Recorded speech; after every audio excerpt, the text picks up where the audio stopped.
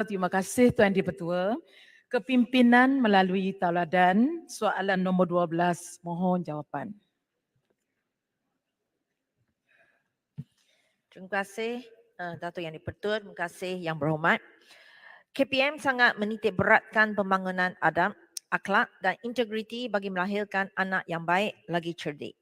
Dalam memastikan generasi waris masa depan mempunyai jati diri yang kukuh dan perpaduan dalam kalangan murid untuk menghadapi pelbagai cabaran pada masa mendatang.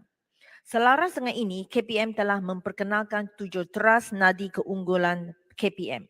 Teras kedua memberi penekanan kepada aspek keramah insania iaitu pembentukan adab, akhlak dan integriti bagi mewujudkan suasana harmoni yang akan menghindari gejala negatif. Aspek keramah insania ini bukan sahaja diterap dalam pengajaran dan pembelajaran di bilik darjah, malah turut diterapkan dalam pembelajaran di luar bilik darjah.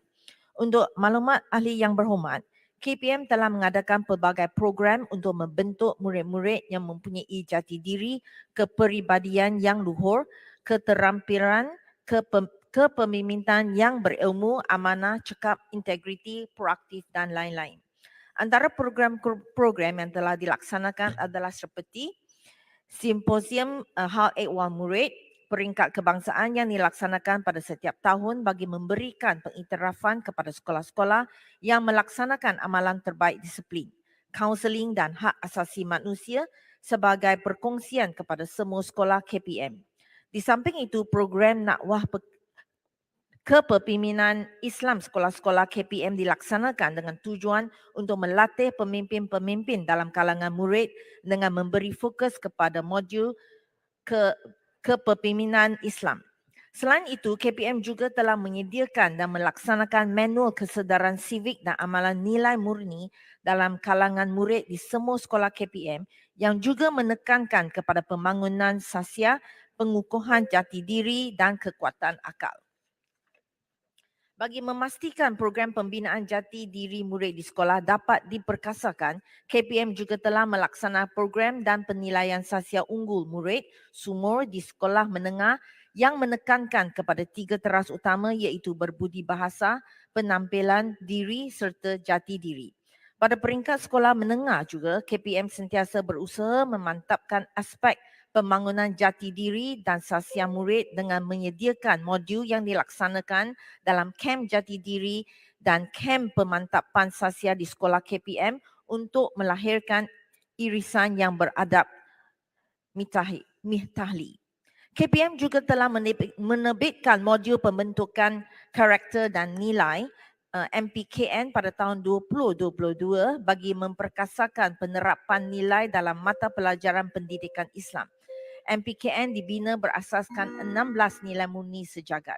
Melalui kurikulum pendidikan moral pula, KPM telah mengambil beberapa pendekatan untuk melahirkan murid yang mempunyai jati diri yang tinggi.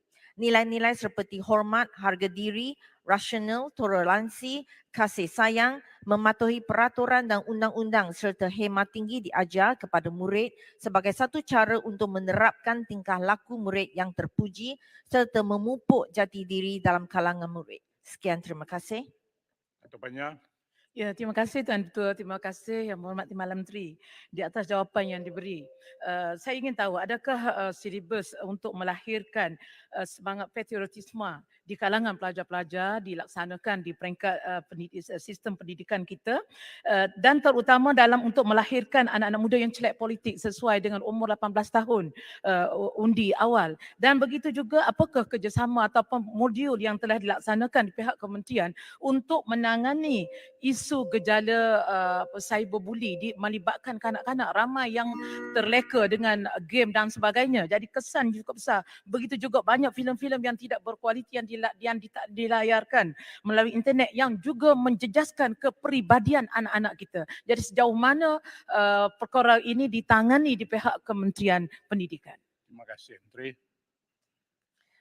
Terima kasih Yang Berhormat. Untuk maklumat Yang Berhormat, KPM tidak bercadang untuk mewujudkan satu silibus baru mengenai patriotism Ini kerana KPM telah melaksanakan pelbagai usaha bagi memberi pendidikan awal mengenai sistem demokrasi negara dan meningkatkan kesedaran sebagai persediaan menjadi pengundi dalam kalangan murid sekolah.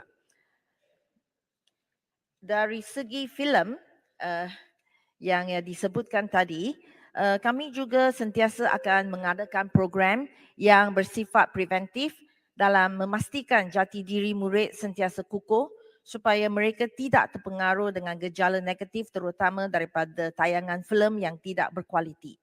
Antara program yang telah dan akan dilaksanakan oleh KPM ialah Camp Jati Diri, program Sasia Unggul Murid, jadi junior, manual kesedaran sivik dan amalan nilai murni dalam kalangan murid di sekolah rendah dan menengah. Dari segi cyberbully, yang itu kami akan sentiasa dalam moral ke, dalam pendidikan moral atau pendidikan Islam juga akan selalu menitik beratkan tentang kesan-kesan cyberbully yang mereka mesti perhatikan. Terima kasih. Silakan. Terima kasih Datuk Yang di-Pertua. Soalan saya, kita kadang-kadang tahu ada yang diajar di sekolah mungkin tidak sama dengan apa yang murid lihat yang dipertunjukkan oleh pemimpin-pemimpin politik. Jadi soalan saya, kalaulah ditanya oleh anak murid ni, apakah respons terbaik kepada pelajar sekiranya pelajar ni tanya ada perbezaan di antara nilai-nilai murni yang dimiliki atau diajar dengan nilai-nilai yang ditunjukkan oleh pemimpin-pemimpin politik? Sila Menteri. Terima kasih ahli yang berhormat dari Bangi. Untuk maklumat ahli yang berhormat, KPM sentiasa menekankan nilai-nilai murni yang perlu dimiliki oleh setiap individu termasuk dalam kalangan murid yang dilantik sebagai pemimpin di sekolah menerusi badan beruniform atau kelab dan persatuan. Murid juga didedahkan dengan amalan kepimpinan bermula daripada prasekolah sehingga tamat persekolahan menengah. KPM juga telah memperkenalkan 7 teras nadi keunggulan KPM. Teras kedua memberi penekanan seperti saya sudah sebut tadi kepada aspek keramah insania iaitu pembentukan adab, akhlak dan integriti bagi mewujudkan suasana harmoni yang akan menghindari gejala negatif. Aspek keramah dan insania ini bukan sahaja diterap dalam pengajaran dan pembelajaran di bilik darjah, malah turut diterapkan dalam pembelajaran di luar bilik darjah. KPM yakin bahawa kurikulum dan co-kurikulum serta program yang dilaksanakan dapat membentuk nilai kepimpinan yang akan dipegang oleh murid selepas mereka tamat persekolahan. Terima kasih. Terima kasih. Seterusnya saya jemput Dr. Muhammad Taufik bin Johor.